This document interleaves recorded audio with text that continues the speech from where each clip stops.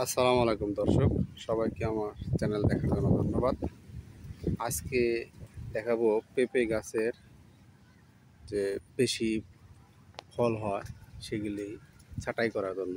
কারণ ফল যদি বেশি ধরে তাহলে ফলন আপনার ছোট ছোট হয়ে যায়, পেঁপে ছোট হয়ে যায়।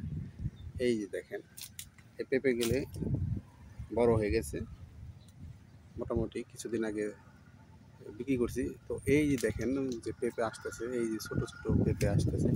এখানে দেখা যায় একটা ইয়ের মধ্যে, চোপার মধ্যে দুইটা তিনটা চারটা পর্যন্ত থাকে। এইগুলি যদি ছোট ছোট যেগুলি এগুলি এগুলি যদি ছোটোবেলায় যদি ছেটে দেওয়া যায় তাহলে এই যে পেঁপেগুলো, এই পেঁপেটা বড় হবে, বড় হবে। আবার এই পাশে আছে, এই পাশে এই যে ছোট পেঁপে আছে, এগুলো যদি ছেটে দেওয়া যায় তাহলে পেঁপেটা গ্রোথ ভালো হবে। এই যে এই পেঁপেটা ভালো আসবে না, তখন এই পেঁপেটা ভালো আসবে। এরকম সব পেঁপে একটা বা ভালো গ্রোথ থাকলে দুইটা পেঁপে রেখে সবগুলি সেটে করে দিতে হবে। ছাঁটাই করে দিলে তখন ওই যে পেঁপের গ্রোথ ভালো হবে। ধন্যবাদ সবাইকে আমার চ্যানেল দেখার জন্য।